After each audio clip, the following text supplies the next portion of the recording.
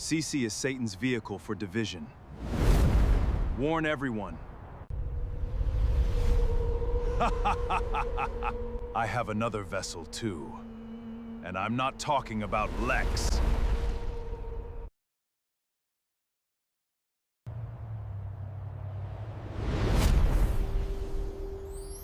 CC is Satan's vehicle for division. Warn everyone. I have another vessel too. And I'm not talking about Lex.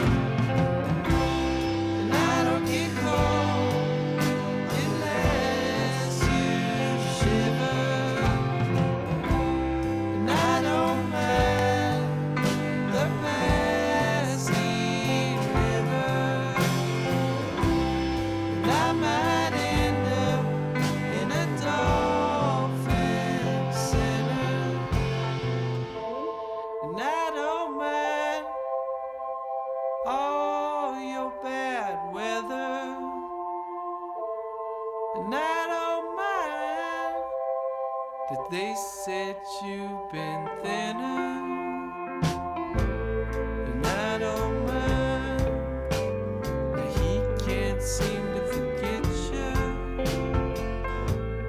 My lady wears her colors in the winter.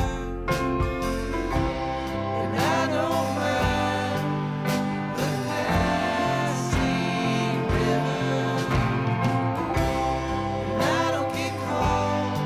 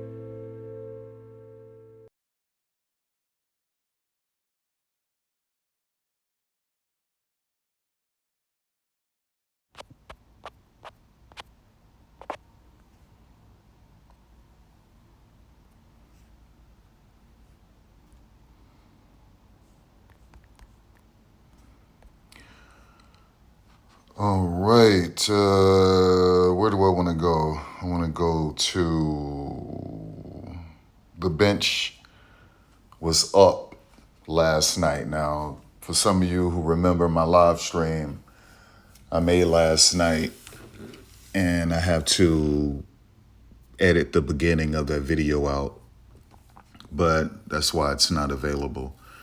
But so remember what I told you last night, right?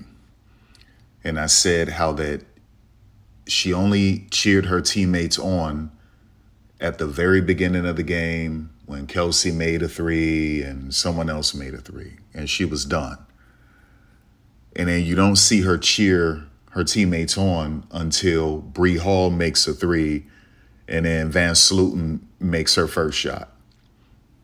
So all of that time, Caitlin is sitting down. Most of the time, she's not even clapping. Even when she's sitting, she's not even clapping. If you go back and watch the game, she clearly looks jealous. And she has this look on her face like, oh my God, I can't shake the narrative. I can't shake the belief that this team is better without me. She was literally jealous of her teammates' success without her, because it just gives credence, it just validates, it proves that this team does not need Caitlin Clark. They only need Caitlin for money. That's it. They just don't need her. They only need her for money. Like I said, if the Fever could trade her and they knew that they would still sell out that arena and that the money would keep flowing in from merchandise sales, the Fever would trade her just like that. They wouldn't even wait another day. They would trade her. And then, like I said, you trade her for 2 first-round picks, 3 second-round picks, 3 third-round picks, and Bridget Carlton and Carla Late. I'll send her right to Portland because Portland fits her perfectly. Okay, Alex Sarama's constraints-led approach, CLA, fits her perfectly. It allows you to do whatever you want to do on that court. Coaches using CLA, they only call plays like 4 times, and they're mainly out of timeout, ATOs. That's it. So you're your own offense. All 5 players are their own offensive coordinators, and it's based off of feel and chemistry. And that's all it is. That's CLA on offense. That's why it's so difficult to grasp, to figure out, because it's not a set default offense. And so that's what it is. So that fits her perfectly. I would send her straight to Portland for Carla Late, Bridget Carlton, 2 first-round picks, 3 second-round picks, and 3 third-round picks. Okay, so that means that Carla Late is the point guard for the Indiana Fever. Kelsey Mitchell is the shooting guard. Bridget Carlton is the wing. Monique Billings is at the 4. And then Aaliyah Boston is at the 5. And off the bench, you got Sophie, Lexi, and everyone else. And then you have your first-round pick plus 2 other first-round picks from Portland, which one of those would be a high pick. And then you got essentially 4 second-round picks and 4 third-round picks, right? So you're great. You clearly don't need her. The only reason why the Fever hadn't done it is because they're afraid of attendance numbers, and they're afraid of losing money in terms of merchandise sales. They're scared. That's the only, I swear to you, the Fever don't need her. And they know they don't need her, but they don't want to take that chance and lose attendance numbers, right? Decline, a precipitous drop in attendance numbers. They know it. It'll go from 16, 17,000 probably to 9 or 10,000. And they don't want that. So they're scared. They're scared of the attendance drop. And then they're scared of the merchandise sales drop. And so that's why they're holding on to her. Caitlin is literally an ATM. She's a freaking credit card, a debit card. That's all she is. Okay. That is literally her value. Her value is nothing on the court. Right? When they played it her way under Christie's sides, you got 20 wins, 20 losses, and you got swept in the first round. Okay, without Caitlin in 2025, they were 1 win away from the WNBA finals if it were not for that bogus foul. called by the referee. Just think about that. And the 13 games she played, she only had 4 good games and 9 terrible games. They just don't need her. And then you get 2 wins this season, both major blowout wins without her. And then you beat these weak teams how you're supposed to beat them. You're supposed to blow out weak teams, depleted rosters, right? So you listen, you have people, I don't know what's going on. I don't know, was it the vaccine? Was it the boosters? Is it the cigarettes? Is it the marijuana? Is it the drugs? Is it the liquor? Something's going on with these people where they're just stupid, low IQ people. They don't get it. So they're bragging on social media and on YouTube about, well, you only beat them because it's a poor team. Well, isn't that what you're supposed to do to poor teams? You're supposed to blow them out? Remember what I said. It's just like in football, okay? They draft players from D2, D3, JUCO in the first round or second round or third round if you dominated at that level. Okay, so a lot of people would say, no, you never draft a player in the first, second, or third round from a D2, D3 JUCO because of the level of competition. No, scouts and coaches, general managers say, no, you draft them if they clearly dominated, like they overwhelmingly dominated. Okay, and it always happens. And next thing you know, they get to the NFL and they're in the Hall of Fame. Okay. And like, that's just what it is. And they do this all of the time, right? So it's the same thing with the Fever. You're playing against a terrible team right now that's riddled with injuries to some of their main players. Okay. So what are you supposed to do without one of your top players? Okay. If you are a good coach, you're supposed to dominate the weaker team. You're supposed to blow them out. And that's what they did. They blew them out. So the fact that these people can't grasp that, the fact that they can't understand that when you play a weak team, what are you supposed to do against a weak team? Blow them out. It would have been one thing if the Fever barely beat Portland without Caitlin. If the Fever barely beat, let me make sure, is this microphone on? Hold on. All right, yeah. Okay, let me go back here. Yeah, so if the Fever barely beat LA without Caitlin, that would have been one thing. The fact that they blew out Portland without Caitlin, the fact that they blew out LA without Caitlin, that says something. That means something. Okay, right? They did their job. They did what they were supposed to do. Okay, so and listen, and then you got Black and White Sports crying. Now, first of all, he humbled Keep the Venereal Disease. KTV, Keep the Venereal Disease in his mouth. He humbled him because he said he humbled him, but yet he's slightly jealous because Keep the Venereal Disease, KTV, Keep the Venereal Disease in his mouth.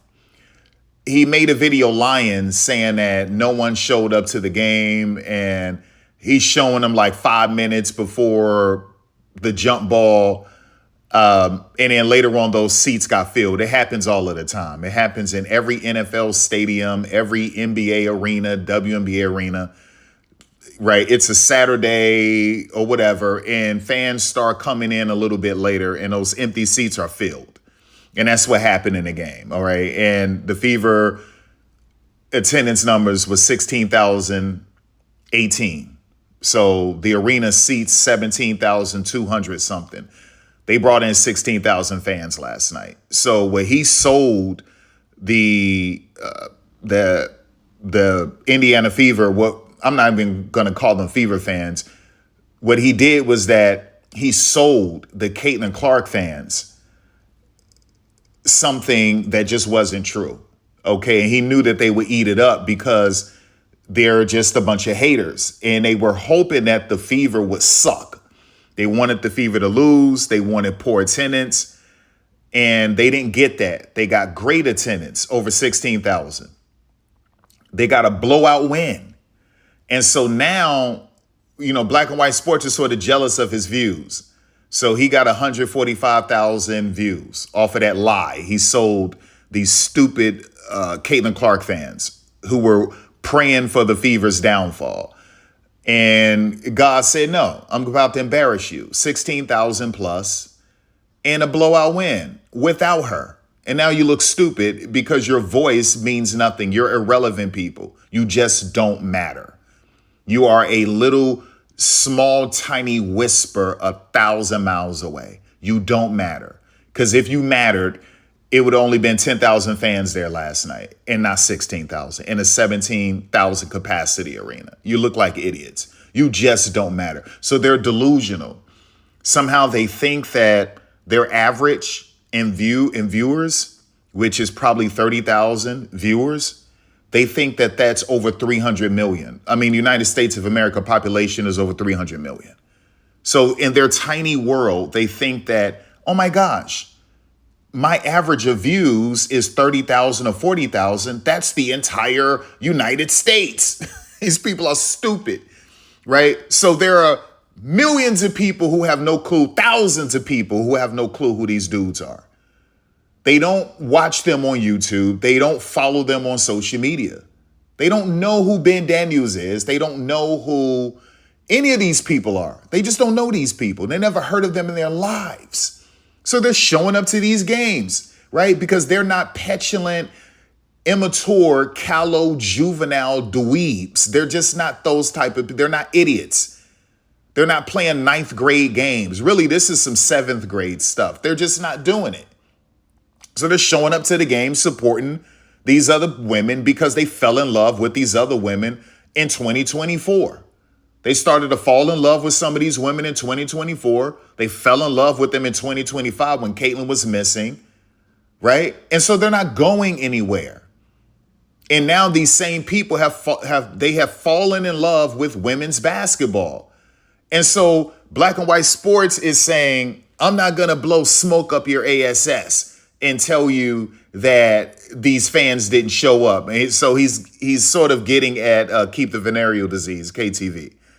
He was like, those seats were filled. He's jealous, okay? He's just jealous, right?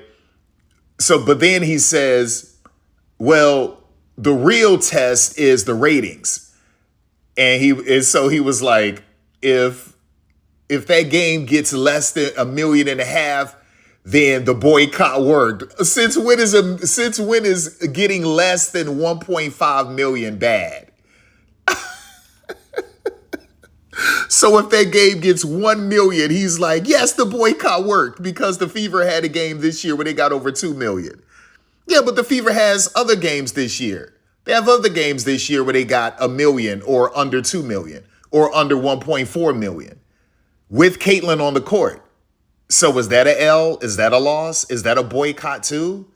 Right? So it's pathetic. He knows that the ratings are going to come out and the Fever peaked at some high number, and then they average under that number, which would be, they would probably average 1 million or maybe 1.1 or 1.2, which is great. That is absolutely great. That is great numbers, you guys. Don't ever let anyone tell you that the demographic 18 to 54, 18 to 45, whatever that is, I think it's 18 to 54, with that demographic, and you talking about over 1 million, even if it's just 1.1, don't ever let someone tell you that that's a bad number. That's a great number. Now, that would be a bad number for the NFL. That's not a bad number for the WNBA. That is an exceptional number.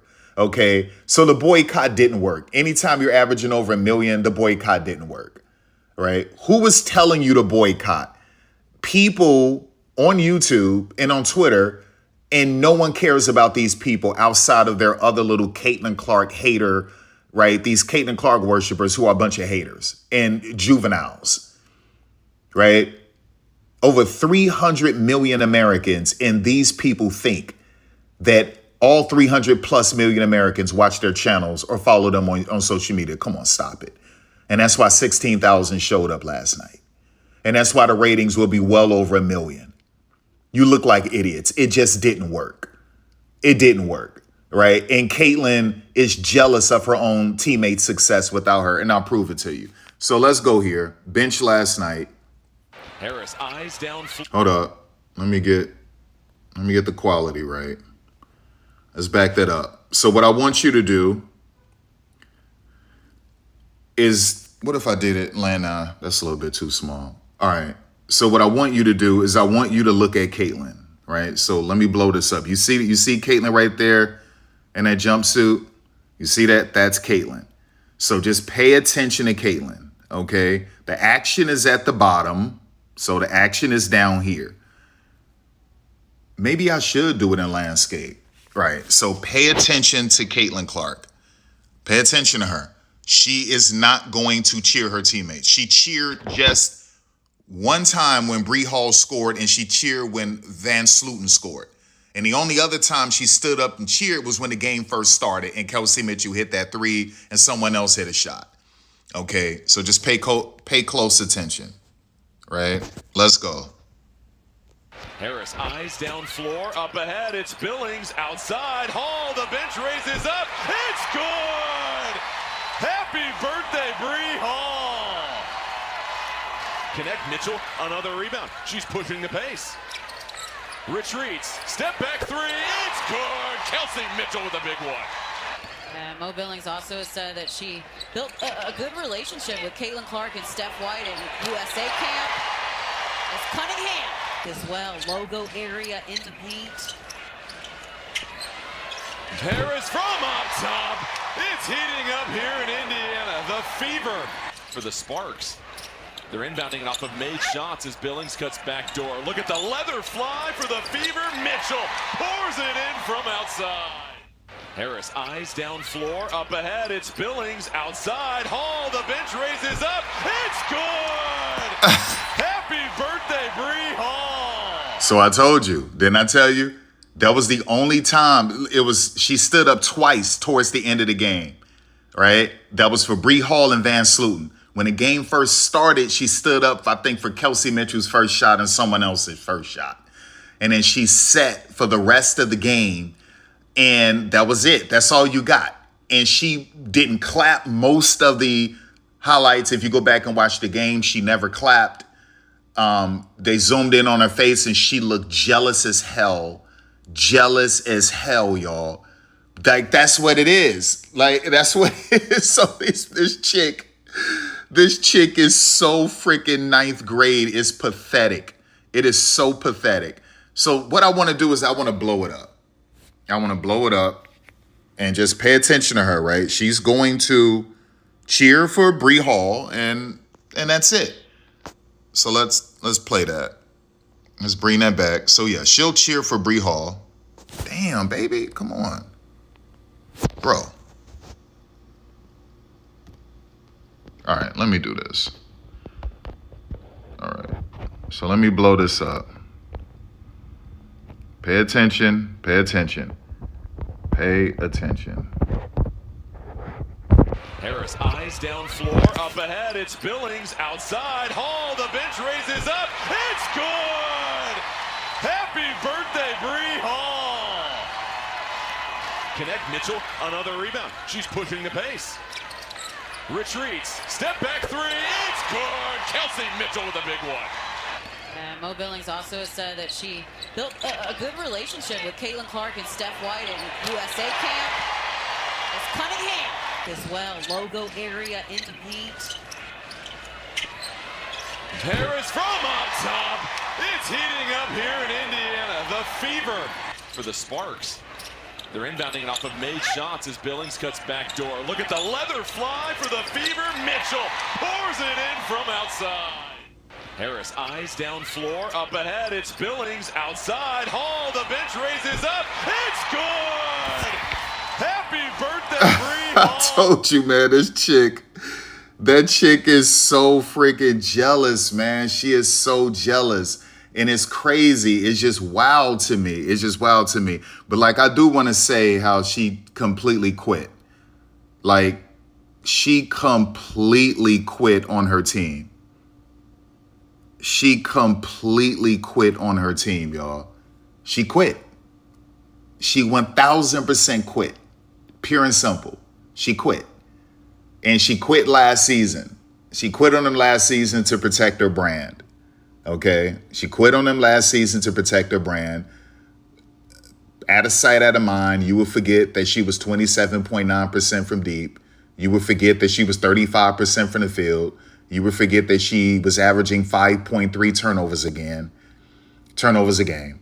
You would forget that.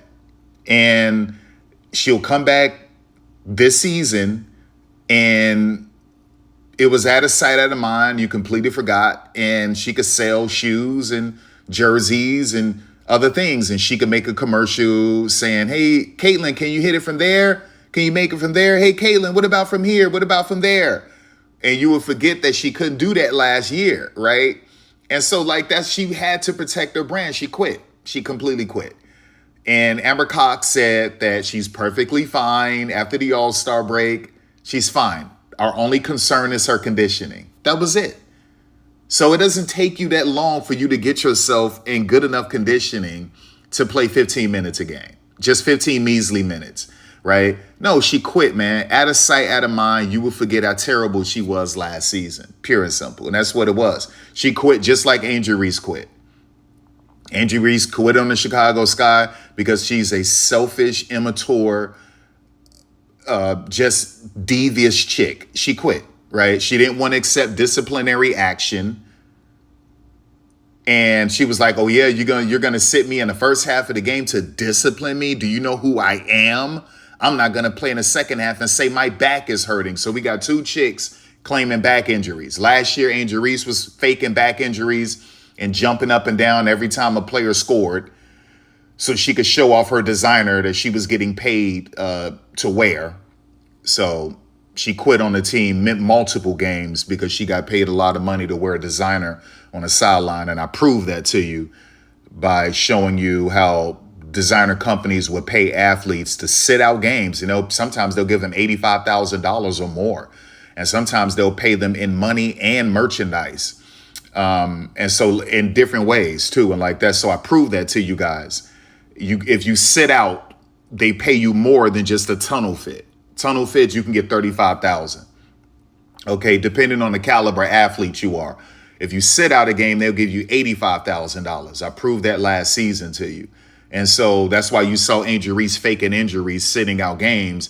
And every time the game was on, the camera would go to her and she's jumping up and down, going crazy, showing off her designer from head to toe. Christian Dior shades, Christian Dior accessories, Christian Dior top, Christian Dior bottom, Christian Dior bag, Christian Dior shoes from top to bottom. She would do that with Gucci and Louis Vuitton and Prada and all of that stuff. That's what Angel Reese was doing.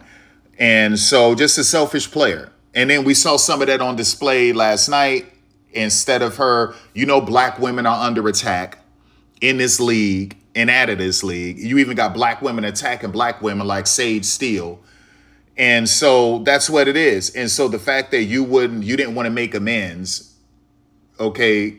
You said you love Jesus and you're a Christian, and Christianity is under attack as well. And the simple fact that you couldn't just say, you know what, Jesus forgave me for a lot of things. Let me put this behind me and let me shake my former teammate's hand. No matter what her and her mother did, allegedly, whatever. Let's put this behind me. I've been forgiven for things. Let me forgive her. That's all you have to do, and shake Flage's hand. No, but the devil isn't going to do that. I told you, Angel Reese is a fallen angel. She's a devil.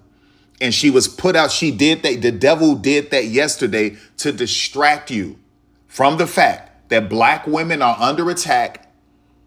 Okay. Period. Full stop. Marina Mabry's 53 was a distraction to drive the conversation in a different direction and to make you completely forget about that black women are under attack, and they just did a Hall of Famer absolutely dirty. That woman you're looking at in that cover photo stirred the water, stirred the pot, and freaking Sophie Cunningham was handing out plates. Absolutely filthy, dirty. Those two disgusting devils, okay? And the devil was like, okay, wait a second. Here, take this 53 and take your attention away. Diversion. Okay, sleight of hand. No, we're not doing that. We're going to keep talking about this. Black women are under attack. End of discussion. So that was a sneaky way the devil tried to steer you away from what's really going on. And then we got the same thing last night.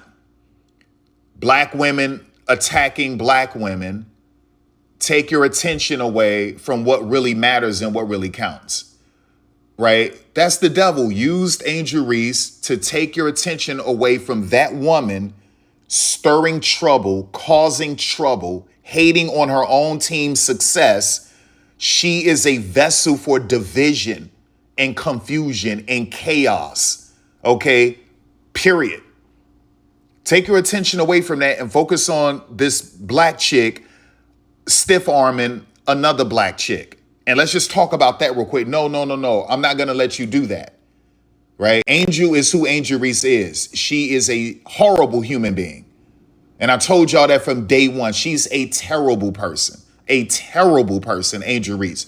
Satan put, and I made that video, Satan put two devils. You already got Sophie. He uses Sophie for division too, to troll people, to antagonize people, to irritate people, to piss you off, to irk you. She's aggy as hell. So she's a glitch. She's a troll. She's an irritant.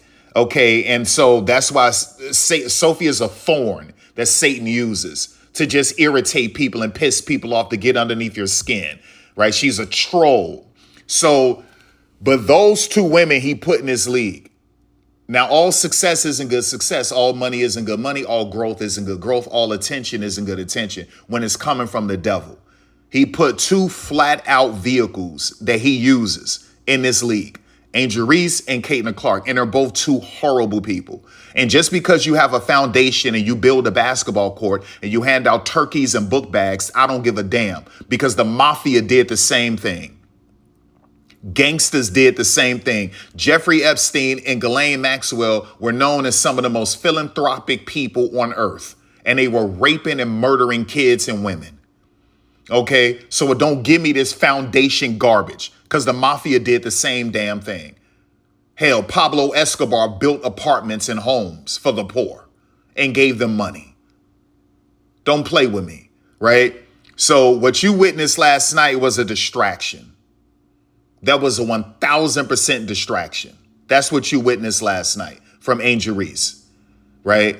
So the devil can't hide who the devil truly is. All she had to do was turn around to Flau'jae and shake her hand. And don't give me this BS. Well, it was a minute and 20 seconds left. Are you stupid? Sometimes there's 2 minutes left in a game and players are hugging and shaking each other's hands. Don't play with me like that. So you mean to tell me if she was playing Asia Wilson and it was a minute, 20 seconds left and Asia Wilson went up to her to shake her hand and she would have blew off Asia? Stop it. Cut it out. That would have never happened. That would have never, ever, ever happened. That's cap. Okay. And so now we got black people at war with each other on Twitter. But that's what the devil wanted, to distract you, right? To take your attention away from the fact that the white woman, Caitlin Clark, started a bunch of trouble and trolled two black Hall of Famers. And then her little dusty sidekick, Sophie Cunningham, trolled these two black Hall of Famers and got one of them suspended in a league that's majority black with no black female head coaches and only two black African-American coaches. And those two African-American coaches' games against each other are buried on the app.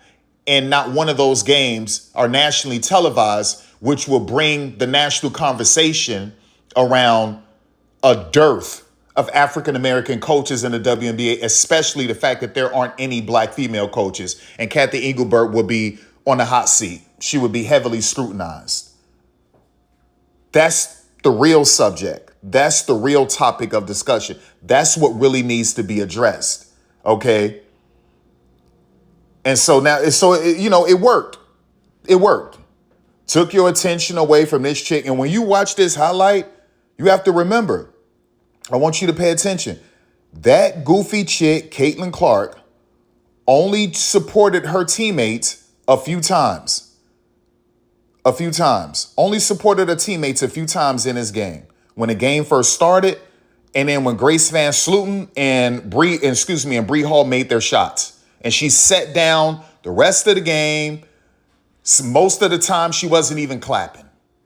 And then they zoomed in on her face at one point in time, and she looked jealous as hell. And you could tell she was thinking like, I'm never going to shake this belief that this team is better without me. I just can't shake it. It's pretty much done. That's a jealous teammate. That's a jealous teammate, right? So that's what they want. They want to take your attention away from, the fact that you're dealing with the devil. Like, I like this image right here, because guess who knees? You see these knees? That's Caitlin Clark sitting down while everyone else is standing up. So I want to keep this image up. Look at those knees. See those knees? That's Caitlin sitting down while everyone else, her teammates, are standing up.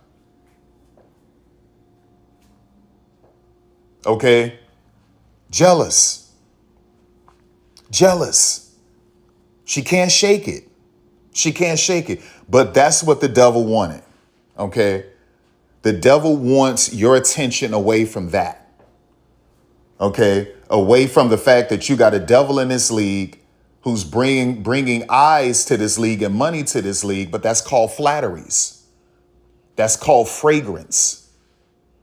Okay? That's called a guise. That's what that is. That's a sleight of hand. Okay? That's a veil. And you have to pay attention to it and don't be tricked. Don't be deceived. Stay the course. Stay focused. What should we stay focused on? That we have someone in this league causing dissension, causing division, causing chaos, okay? Causing trouble. And the simple fact that they're freezing out black people. And I highlight it. It's not just with black coaches. They're not celebrating black women's successes if it's not Asia Wilson. Amazing numbers being put up by black women in his league, and they're burying them. They're not even talking about them. If it's not Asia, you're buried. We're the only ones talking about Camila Cardoso. No one is mentioning what Camila Cardoso did. Went 13 for 13, 100%. She now owns the record. Okay, and you can say, well, she's next to the bench. No, Camila was hitting fadeaways. She was hitting fadeaways too. And if it was so easy, we had plenty of women who played with their back to the basket in this league since 1997, and they never went 13 for 13. Never. Not BG, not Lisa Leslie, none of them. None of them. No big in this league ever went 13 for 13. No player in this league. The only one who has done that is Camila Cardoso. The last player was Nneka Ogwumike. And that was what, in 2018 or 2015, a long time ago. She went 12 for 12. So no one is talking about that. No one is mentioning what Sydney Taylor just did the other night. Elite efficiency, what she get, 25, 27 points? No one is mentioning that. They're burying these things. Hell, they're burying what the black man did, Tyler Marsh. 38 assists as a team, that is a record. That's never happened before. Okay? I think that's a sky record, if I'm not mistaken, or that's a league record. That might be a league record. 38 assists. And no one is mentioning that. No one is mentioning this team put up 124 points, 38 assists. Your number 3 overall pick in a 2024 draft had 30 points on 13 for 13 shooting. That's never happened before. Lauren Jackson never did that. All of these amazing bigs who came into this league, and many of them were back to the basket bigs, and they never went 13 for 13. Never. And no one is talking about that. Why? Because these are black women and their head coach is black. And that's why it's buried. Right? Everyone is burying what the Phoenix Mercury did. Nurkic quit. She quit.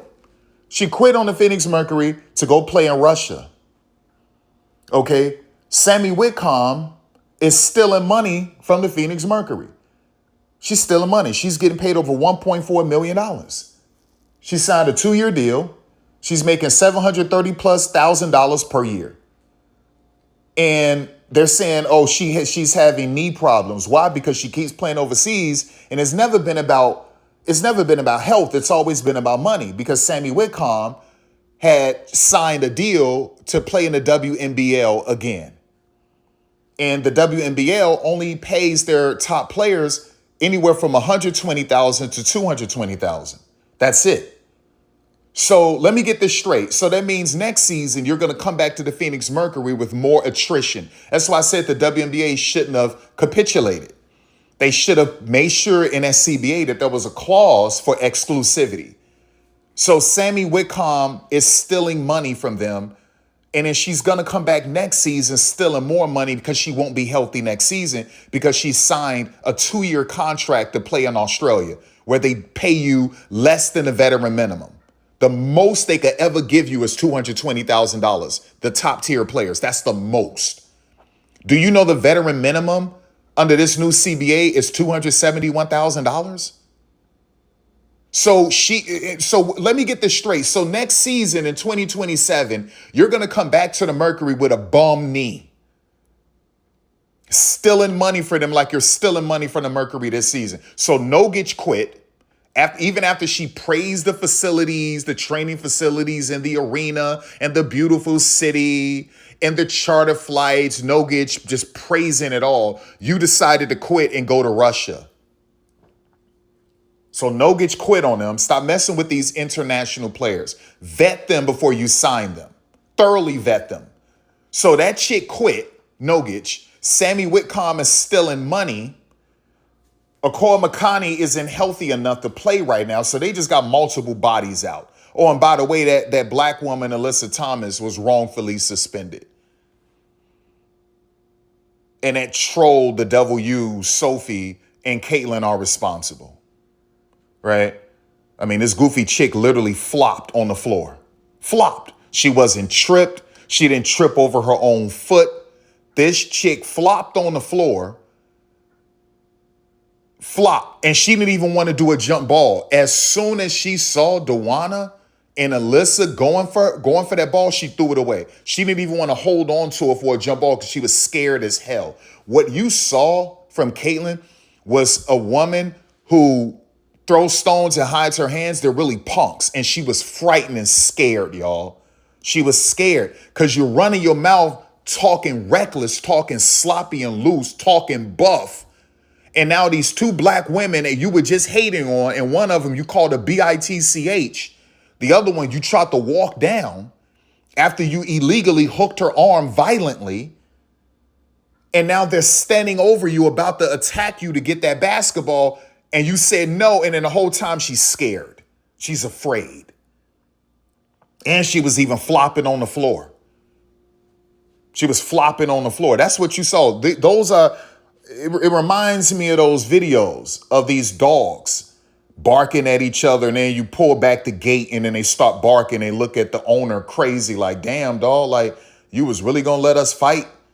Like we were just out here capping. We were capping. We were just barking for nothing, pretending that we really like that, that we really want to fight each other. Okay, well, let me pull back this gate. Let me pull back this door. And then the dogs stop barking. They look crazy looking at the owner like, damn, dog, you was really going to let us fight? We were just playing. That was Caitlyn. You barking, you talking like you buff, you acting buff.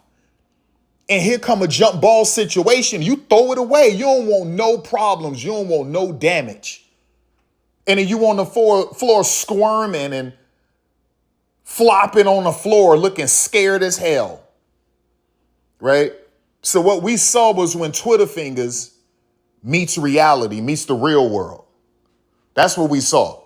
So these dudes who be on social media and YouTube running it, barking, talking buff, and then you see them IRL, and then they know it's over with at that point. Like, this dude gonna kill me, or this dude gonna beat the dog crap. Like, that's how it is when they really see you. It's like, oh, wait a sec, I'm not on social media anymore. This the real world. This IRL.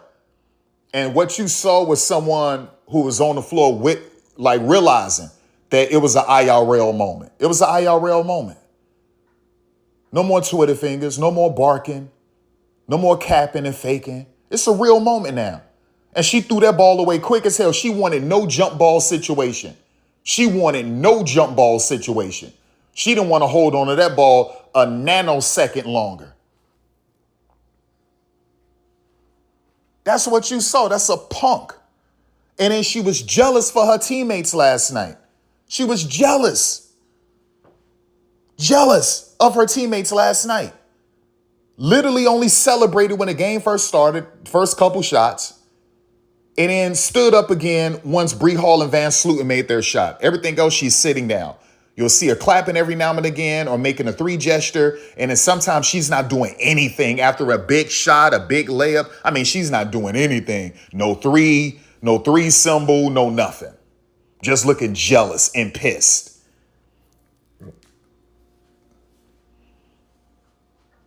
And if you do have a back injury, whose fault is it? It's your fault. You were playing too much golf, right? And so everyone wants to bury that and hide the fact that if she does have a back injury, it's of her own doing by playing too much golf in the offseason. The most common injury in golf, the most common injury is a lower back injury. That's the most common injury, and I'll prove it to you, right? And so like that's the situation. But black people, don't be distracted. And if there's any white people who are supporting black people, don't be distracted. Stay focused. Stay focused that you have a devil in this league. You have another thorn, another tool, a troll the devil uses, which is Sophie. And don't let the devil distract you with Angel Reese. This goofy chick quit on the Chicago Sky. Quit. And she quit multiple times during that season to sell, to help promote and market designer brands. This chick didn't want to accept disciplinary action and quit, and then threw her teammates under the bus. And one of the teammates she threw under the bus was amazing last game, and she plays today against the Aces. Courtney Vandersloot, amazing. Coming back from that knee injury, amazing, and wanted to prove everyone wrong, including Angel Reese. Right? This chick threw her teammates under the bus and was like, that's a non-negotiable for me. We better get a better roster. I'm out of here. What the hell do you think you are? With your trash field goal percentage and your trash turnovers and your trash offense and your trash attitude, your petulant attitude. The hell you think you are? The hell out of here. And they showed her you are not bigger than the franchise. You are not bigger than the franchise, chick. We won a championship without you. We've been to the finals without you before we won that championship with Candace Parker. The hell you think you are? Get the hell out of here. And got rid of that chick. Go, leave. And if Rakia Jackson never got injured and if Dejanay Carrington wasn't injured, the Chicago Sky will at least be top 3 in the standings. That's a fact. If Azra Stevens wasn't injured all of those games and Dejanay wasn't injured and Rakia didn't get injured, the Chicago Sky will be top 3 in the standings. That's the God's honest truth. That's the God's honest truth. Right? And so the devil tried to distract you yesterday, but I'm not going to let him distract you. Stay focused, black people, and any other race of people assisting black people in this fight to raise awareness, to bring the attention to the fact that black women are under attack, that this league and their partners are freezing out black coaches and burying their games when they face off against each other, that there aren't any black female head coaches and black legends within this league right now hooping are under attack, are being disrespected, and black players' successes are being buried and hidden. The only one that they will support is Asia. I'm not going to let that happen. I refuse to let that happen. And so you would not hide the fact that the Phoenix Mercury beat the Toronto Tempo and how God injured Marina Mabry's neck to balance the scales. This goofy chick got rid of Alyssa Thomas, and you thought that Marina Mabry was going to have a do-over, all right, and get another 53. No, we beat her. God got rid of her to balance the scales, and Phoenix beat them. At Toronto, beat them. Let's think about that. So Phoenix had to leave Indiana and travel all the way to another country. So Phoenix beat Indiana and then traveled to another country without their top player and beat Toronto. And this league thought that Toronto and Marina Mabrey was going to whoop them. And God said, no, I'm about to balance the scales. I am about to balance the scales. Let me hurt your neck real quick before the game start, Marina. Let me do a little something to your neck. Scales are balanced. In the Mercury won with Nogic quitting on the team to go to Russia and Sammy Whitcomb robbing that team of $735,000. Indiana flew to Canada and still got the dub. Stop playing with me, right? So God was like, I got you. And DeWanna Bonner was lava that game too. God was like, I got you. I got you. Don't worry about I got you. I got you. And then God was like, check this out. Watch this. These people tried to go on a campaign to make other people boycott the game to try to make it seem like you're nothing without Caitlyn and Law. Wait a second. I got you. Don't worry about this. 16,000 18 fans showed up. Stop playing with me. Blew that team out, which is what you're supposed to do against an inferior opponent. Blow them out. That's what they did. That's not our fault. Kelsey Plum and Cameron Brink are injured and the rest of the team aren't playing good. That's not our fault. Okay? That's not our fault. So what are you supposed to do when you're playing an inferior opponent? You're supposed to blow them out. And so you're listening to these goofy YouTubers and people on Twitter. Yeah, but it's not like they beat the Aces or something. No, they beat a team they are supposed to beat. And when it's a weak opponent that's depleted of two great talents, what are you supposed to do to that opponent? Blow them out. They did their job. What are you talking about? Now, it would have been one thing if they barely beat the Sparks. They blew them out. The game was over with at halftime. The game was over with at halftime. What are you talking about? That's why I keep saying I'm wondering, was it the booster shots? Something going on because these people are getting slower and slower and slower. Yeah, but look who they beat. Man, the Sparks is terrible. And they were missing their best players. So what are you supposed to do when you're faced with a situation like that? Blow them out. They blew them out.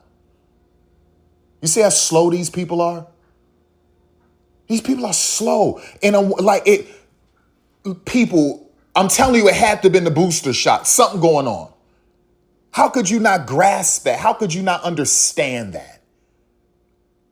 It's just wild to me. It's just wild to me. But look, God humbled them twice. 16K plus. And so now, what they say, move the goalpost. So now this dude is like, yeah. But if the Fever don't get anything above 1.5 million, then the boycott work. Come on, stop playing with me. So if they get 1.5 million, that's bad. Yeah, because Caitlyn had a game this year, but she got 2 million. Pathetic. That's desperate. That's desperation. That's desperation, y'all. But more than anything, it's callousness. It's immaturity. These are grown men and women playing ninth grader games, y'all. Grown men and women with wives, husbands, girlfriends, boyfriends, children, no children, paying rent, mortgage, whatever. People with careers, jobs, college degrees, high school diplomas. These are grown men and women in their 20s, 30s, 40s, 50s, 60s, 70s are playing these petulant ninth grade callow games. If they don't get anything over 1.5 million, then the boycott worked. What? How old are you? You're in your early 50s? What kind of, come on, grow up. Grow up. And you got the other big lip dude, KTV, Keep the Venereal Disease. You got him lying, posting a still image of when fans didn't all get to their seats. And he knew that you would eat it up. He knew that you would eat it up. And you ate it up. So he got 145,000 views. You ate it up. You believe that garbage. Right? So it's just dumb stuff. It's wild. Like, listen, ladies and gentlemen, I'll never let you be distracted. What you saw last night was the father humbling Caitlyn. And listen, this is going to continue. The father's going to keep humbling her. I think the father's just going to punish her. That's what I believe. I think he's going to whoop her. Right. And so, like, what you saw last night, they all got humbled. The boycott didn't work. The Fever blew them out. It's clear that they play better without her. That's clear. Stephanie White proved it last season that she's a good coach. Some coaches are better pro coaches than collegiate coaches. She's one of them. She's just a better pro coach than a collegiate coach.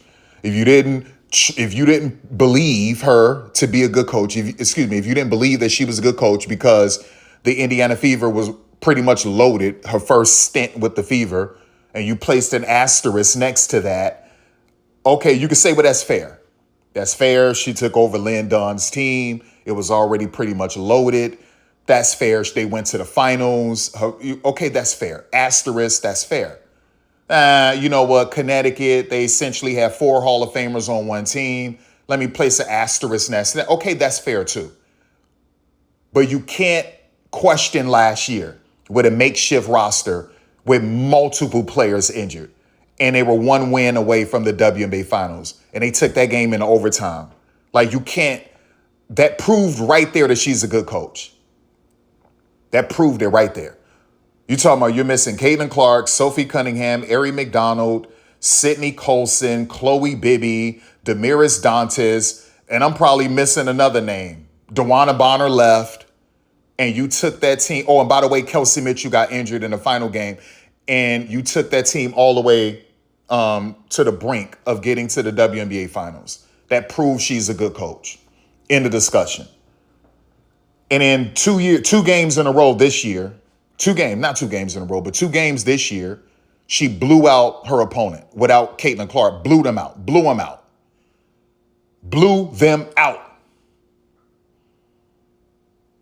Because that's what you're supposed to do against bad teams. You're supposed to blow them out. And that's what she did without Caitlin. What are you talking about? That's a good coach. Bad college coach, great pro coach. It happens. Some coaches are terrible in college. They're just good in the pros. Some coaches are terrible in the pros. They're just meant for college. Some players are terrible in college and they're just great in the pros because they're finally away from these constraints. They're finally away from these restrictions, these boundaries, the rigidness of it all, the rigidity of it all. They're away from rigid systems. They're away from it. And they're more free in the pros. That's what it is. You understand? So she's one of those coaches. She's just better as a pro coach. That's a true story. That's real life. You know, so like, I just want to clear that up, man. Black people, listen here. Now, listen, all of you other black people who are sellouts and tap dancing raccoons, I'm not talking about you. Go to hell. You understand? But for the thorough black people, the pristine black people, the thorough, dependable black people, you're the ones that I'm addressing right now. I'll never let them distract you, even if the devil is going to use black people to distract you like he used Angel Reese. And now there's a war amongst each other. There's a tribal war. There's verbal, digital, social media genocide going on where black people are attacking each other over Angel Reese and Flau'jae. But that was the distraction. No. Don't fall for that. Stay focused. Stay focused on what's really going on. This league is burying 2 black head coaches when they match up against each other to kill the conversation around no black female coaches in this league and only 2 black head coaches. That's why they buried their games on the app, their matchups on the app. Focus on that. Okay? Focus on there's no black female head coaches. Focus on the fact that if your name isn't Asia Wilson, your successes are buried. Focus on the fact that they're trying to destroy the legacy of two Hall of Famers, DeWanna Bonner and Alyssa Thomas. Like, I want you to focus on that. Focus on that. Okay? Focus on those things. Focus on the fact that you got two devils in this league, and it's clear. Really, you got three devils. But focus on these two devils right here. Caitlin Clark and Sophie Cunningham. Focus on that. Focus on that. Pay attention. You understand? Pay attention to how the commissioner isn't on your side. The majority of her workforce is African American, and she's not on your side. She's quiet. She's silent. Like, focus on that. Pay attention. Right? Pay attention. So that's essentially what I have to say, man. Like, it's crazy. But anyway, I said I was going to prove it to you.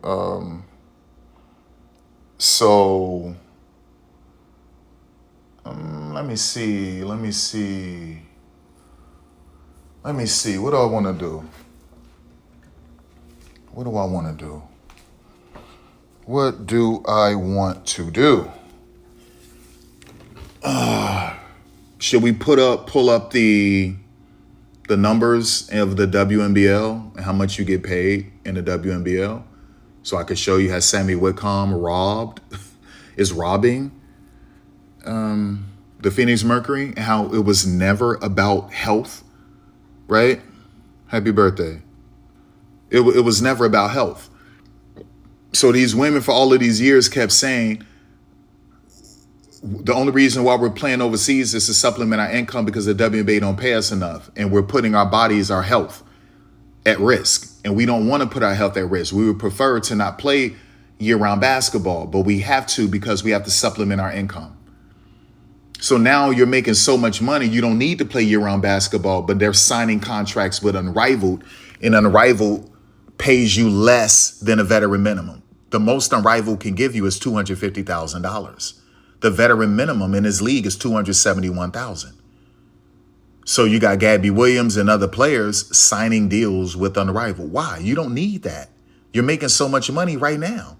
Oh, let me get this straight. I see. It was never about your health. It was just about you chasing more money, right?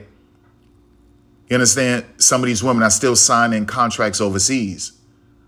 Overseas can't ever pay you what you're getting paid in the WNBA. They just can't do it. The only other league that can do that is Project B. These other leagues, they can't do it. Not even a Euro League. Okay, you have to be a major, massive name in the Euro League to get 500,000. Massive. Or you have to be Liz Cambage in China to get $1 million. That's it. If you're not Liz Cambage or someone massive like that, you're not even getting 500K. Okay. So why are you going overseas? Why are you still signing these contracts? Oh, you're chasing money. So let me get this straight. So it was never about your health. It was always about the vault, the money. Oh, okay. All right. So you can't be trusted at this point. And Sammy is a snake. So let me go here. I know I could find that. Let me see. Yeah. So y'all see this right here?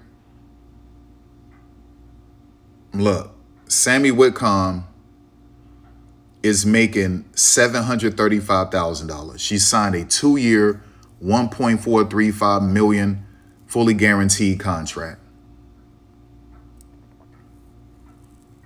Average annual value, $717,500. Last year, she was making $125,000, which is more than you would make in Australia as a top player, especially under their old CBA. So, and then I think I asked, let me see. Right, so this is the WNBL. So I want to go here. I want to show you what you can make in the WNBL. So entry-level bench players, they're going to make anywhere from $25,000 to $35,000. You see that? Mid-tier players or rotation players, they're making $40,000 to $80,000. and top players or star players can make $120,000 to $220,000. And then the salary cap is $574 to $620 per team. And you mean to tell me that you just signed a 2-year deal to play for Perth in the WNBA for potentially $120,000? She's a top player, so I'm guessing she'll probably make $120,000 or $200,000. That's less than a veteran minimum in the WNBA. Currently, right now, you're making $1.4 million. What are you doing? So the reason why your knee is hurting because you've been playing year-round basketball. That's why your knee is hurting. That's why you're not playing. And you signed a 2-year contract to play in the WNBA, meaning in 2027, you're going to come back. You're going to come back with more attrition and sit out more games. So you rob this, and then she'll retire. And then you rob this league of $730. You rob this league of $1.4 million. So some of you were like, how do you know she signed? Because I know. So let's go to Sammy Whitcomb. I'll show you. See? May 13th. The Perth Lynx are thrilled to announce that Australian Opals captain and 2-time WNBA champion Sammy Whitcomb has committed to the club on a 2-year deal. 2 seasons, 2-year deal. That's what she did. That's what Sammy Whitcomb did, you guys. Cold-blooded. Cold-blooded. This chick is literally robbing the Phoenix Mercury. And next season, she's going to come back to the Phoenix Mercury with even more attrition. And so Kathy Engelbert caved instead of making sure that there was an exclusivity clause within the new CBA. If you're signed to the WNBA, you can't play in any other league under contract. She should have stuck to it. And then you wouldn't see that lion snake, Gabby Williams, who lied and said, I don't like playing year-round basketball, putting my health in jeopardy, but I have to. Well, wait a second, Gabby. You're making a ton of money right now. Why did you just sign a contract with an rival that pays you less than the WNBA?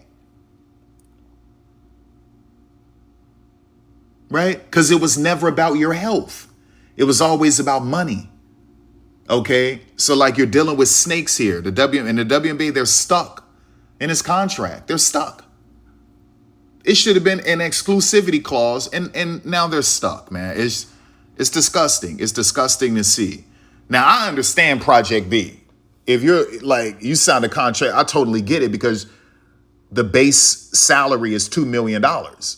So you're not making $2 million if you're not like Asia or Leah Boston or one of these players who signed some long-term lucrative deal. I mean, Project B is literally giving you $2 million as like the base salary. Okay, really, that's the minimum you can make is $2 million. So I get it. But Australia, the WNBL, $120,000 to $220,000. That's it. The average salary is $40-something to $54,000. The vet minimum is $25,000 to $35,000. Like, what are we doing? Like, come on, stop it, y'all. Cut it out. Cut it out. So let's go to golf. I told you I will pull this up, right?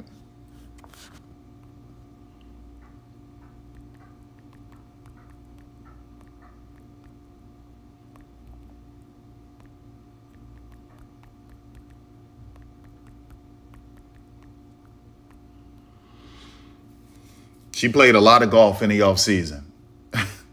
Told you. Didn't I tell you?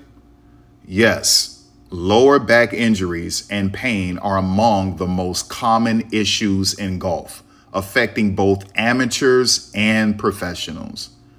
Okay? I told you. Caitlin Clark, back injuries are of her own doing. She was playing too much golf. She was playing way too much golf. Way too much golf. Right? And so that's why her back is messed up. And she's trying to bury it. The Fever are trying to bury it. Because it looks bad on the Fever because one of the tournaments was sponsored by Fever and Lily. Lily, which is the patch on their jersey. Okay, Lily is one of the Fever's top sponsors.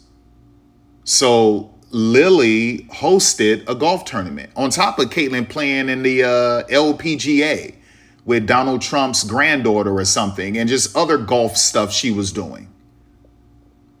That was too much golf. It was way too much golf for someone who isn't an avid golfer.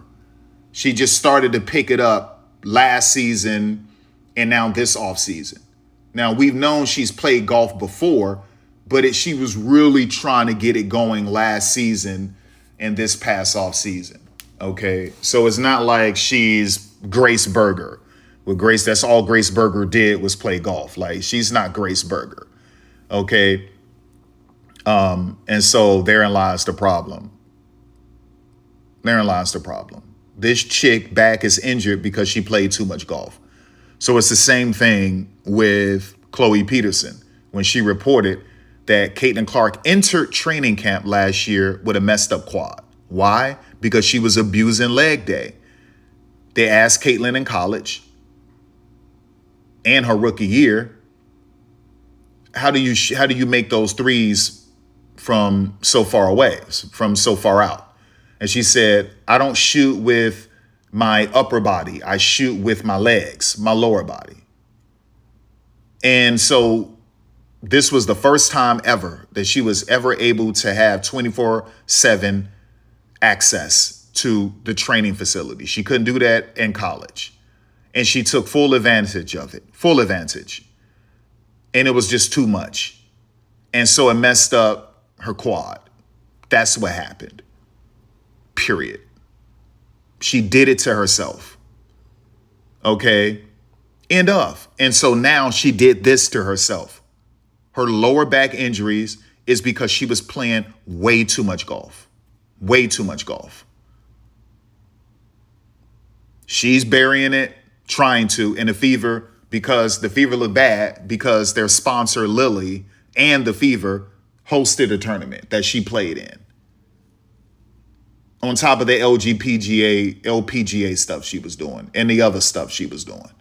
That's on her, you guys, right? And they know it.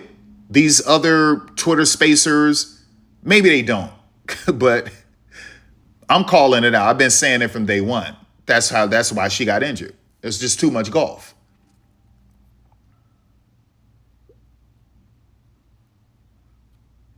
It's just too much golf, right? Common causes and types of injuries. The golf swing places significant stress on the lumbar spine, which is built more for stability than extreme rotation. Common issues include muscle strains and ligament sprains, often from forceful swings or poor form. These are the most frequent and usually resolve with rest. That's what Caitlin is dealing with. Disc problems, aggravated by repetitive compression and twisting. Okay? And so, like, that's what you're dealing with. That's what you're dealing with. Yeah. Prevention tips, proper warm-up and dynamic stretches, strength and mobility training focused on core, hips, and thoracic spine, swing analysis to fix flaws like early extension, gradual buildup of play volume, especially early in the season. And so, yeah, like, that's what that is. So her back is messed up. Her back is messed up, you guys, because of golf. And no one wants to talk about it except for me. No one wants to talk about it except for me. Listen, never cover for the devil. Never cover for the devil. You got black people covering for Angel Reese right now. Don't cover for the devil. And don't be beguiled. Don't be deceived by foundations, basketball courts, book bags, turkeys, bicycles. Don't do it. Don't do it. Because Pablo Escobar was extremely philanthropic. Mafia members and gang leaders are extremely philanthropic. Okay? In Chicago, gang leaders used to hand out coats and bikes and even book bags. And these dudes were responsible for murders and drug deals. And they would hand out winter coats, book bags, and bikes. Just because you do good deeds don't mean that you're not a bad person, an evil person. Doesn't mean that Satan isn't using you, controlling you. And you're a willing vessel because you're not trying to fight it. Is Caitlin Clark complicit in the racism and garbage going on with her image, with her name? Absolutely. It's real simple. All you got to do is come out and say something. She doesn't. Well, Caitlin said it before. She was forced to say it. She was forced. They kept asking her about it. She wouldn't say anything. She kept saying, I'm just here to hoop, you guys. I don't want to talk about that. I'm just here to hoop. I'm just here to hoop. And then prominent members of the media and other famous celebrities started to call her out on it. And it was a bad PR look. And so her and her agent and team got together and said, you got to say something about it. And she was like, guys, it's not okay to use my name and likeness to push racist ideology, agendas, and blah, blah, blah, blah, blah. And she was forced. Her arm was twisted. She was forced. She didn't want to say anything because she wanted to play both sides. She wanted to have it both ways. I want to keep these MAGA, racist, conservative, Republicans, far-right people. And then I want to keep the liberals, the progressives, the Democrats. I want both of them. So I'm not going to say anything. And she played both sides, and it got really dangerous because it was race wars on Twitter and social media all of the time.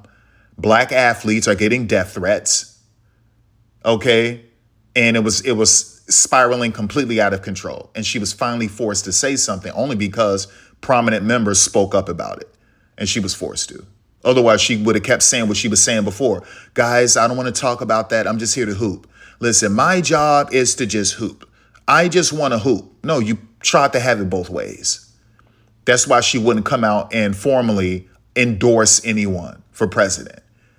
She didn't want to formally endorse Donald Trump because she was afraid that she would lose liberal support. She didn't want to come out and formally endorse Kamala Harris because she was afraid she would lose conservative, Republican, far-right, MAGA support, right? And just because she liked a tweet or a post from Taylor Swift doesn't mean that she supported Kamala Harris. Okay, so she played it in the middle. And even after that came out, she could have just said, hey, all right, the truth is out. I like Taylor Swift posts about Kamala. I endorse Kamala. She wouldn't do it because she didn't want to lose Republicans, right? She plays both sides. She's a selfish person. She's an egotistical, vain person, and she's sloppy, and she causes a lot of drama, a lot of mess, and she hides her hands, and she plays victim, the Karen role. And then she has sycophants who enable her, right? They dote on her, they coddle her, they baby her, they make excuses for her. They come up with pathetic, ridiculous rationale to try to explain away her callow behavior, her poor conduct, her idiosyncrasies, behavioral inference. And I'm not gonna let that happen. I'm not gonna let that happen. And so that's why in some of my videos, I'm censorious, I'm acerbic, right? Objective. And in these other videos, these people are haranguing. Idiots. Loud and wrong. Loud and wrong. Right? So I just wanted to call this out. I just wanted to call it out. Just not going to let it happen. I mean, listen, I was the first one to point out the fact that she did not support Raven Johnson getting drafted. And she supported teammates who got drafted in 2025. She supported players who were signed in 2024 publicly. But with Raven, she had nothing to say. That's a terrible person. That's a terrible person. This woman's dream has come true.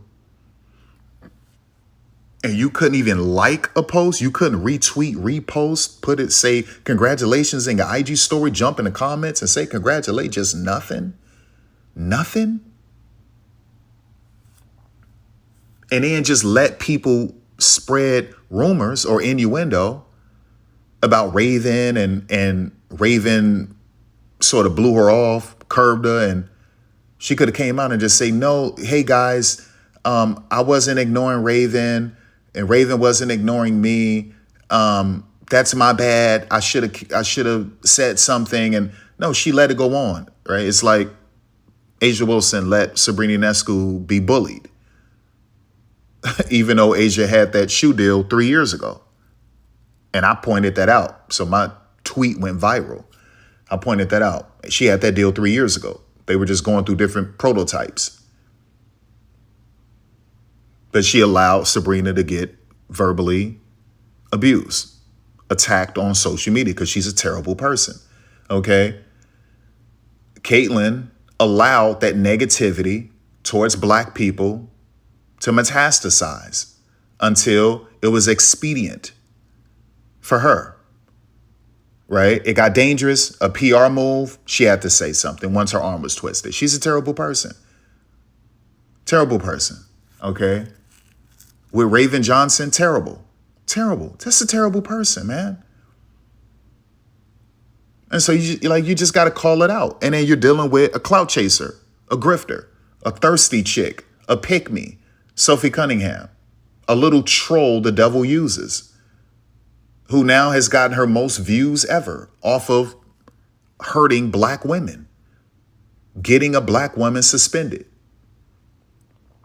The audacity, the temerity that woman tried to murder J.C. Sheldon, literally was choking J.C. Sheldon out, and could have gotten photographers injured and fans sitting courtside behind the stanchion.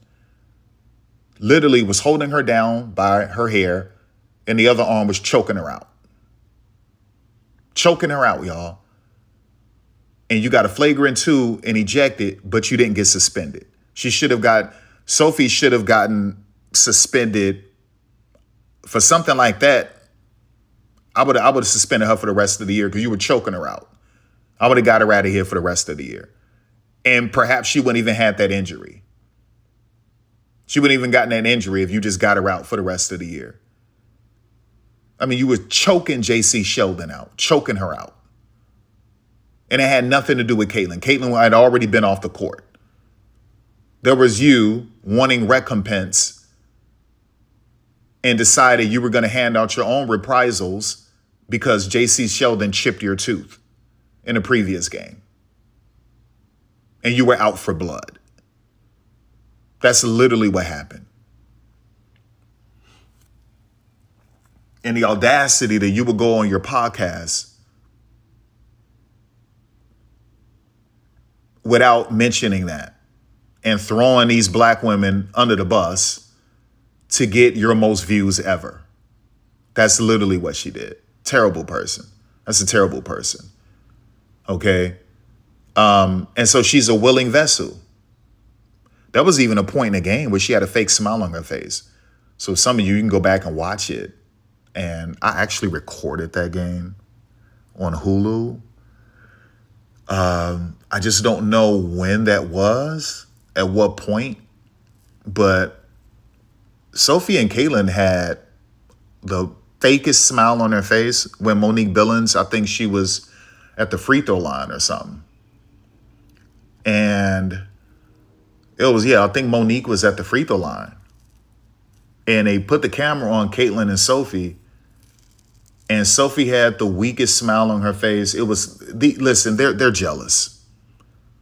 They were jealous last year. That's why her, Chloe, And Sophie never supported the Fever with any energy in Game 4 of the semifinals. And you saw that last night. Caitlin checked out, didn't want to give them energy, didn't want to show emotion, only a few times.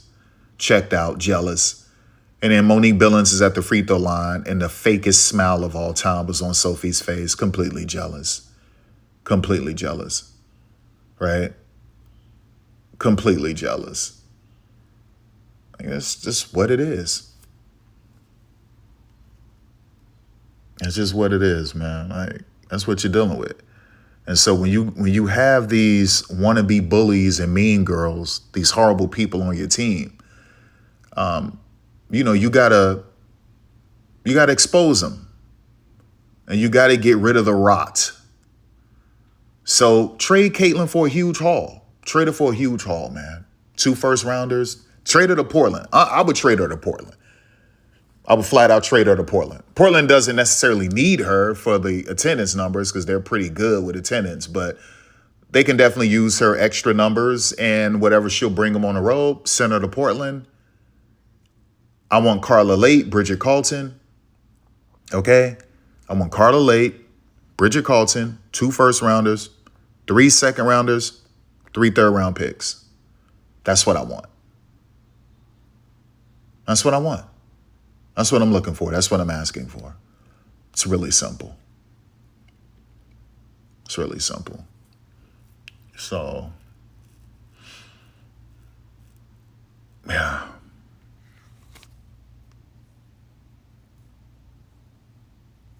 Crazy, man. Yeah, I'm happy for Koulibaly. I wanted them to also keep around Sailor Profenbarger, but I'm happy for her. I just need my girl to start making the threes, but I'm happy for her.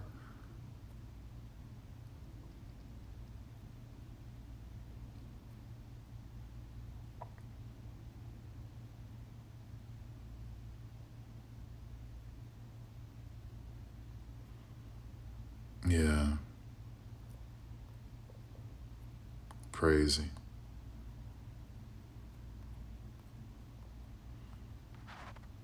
Crazy world, y'all. Crazy world. Crazy world. Let me go back to Chicago real quick. What time does that game come on? I think it's at 4.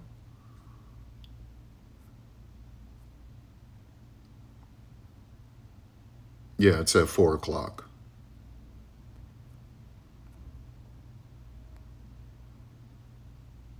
Definitely at 4 o'clock. So, that's something I got to do real quick. Let me load this up. I wish they would allow screen record so I can show you what Monique Billings, when she was at the free throw line, and what they were doing, that little fake smile Sophie had on her face. Let me see something.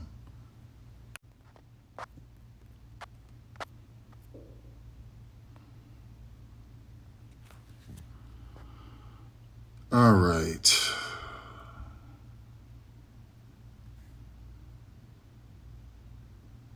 Let me go to CBS.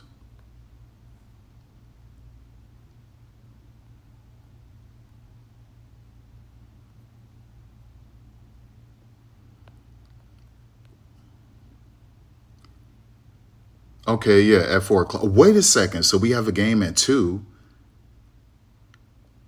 So Minnesota and Dallas. Do I really want to record this game? Yeah, I'll record it. This might be a good one.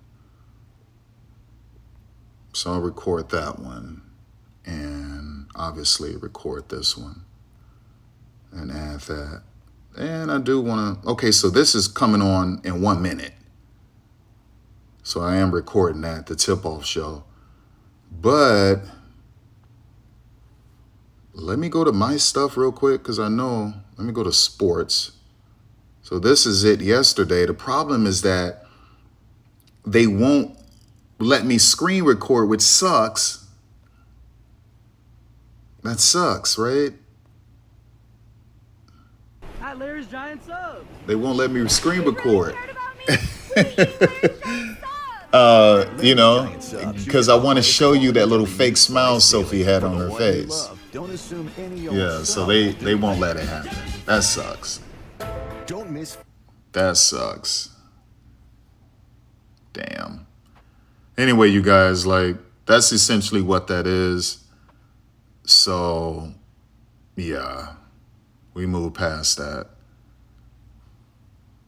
And let me get up out of here, man.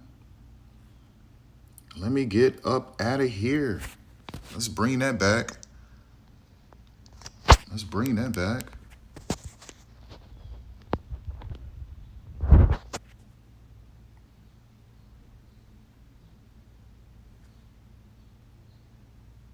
Everyone. No. Let's bring that back. CC is Satan's vehicle for division. Warn everyone. I have another vessel too. And I'm not talking about Lex. That's Sophie. CC is Satan's vehicle for division. Warn everyone. I have another vessel too. And I'm not talking about Lex. Talking about Sophie. He's talking about Sophie. One more time. CC is Satan's vehicle for division. Warn everyone. I have another vessel too. And I'm not talking about Lex.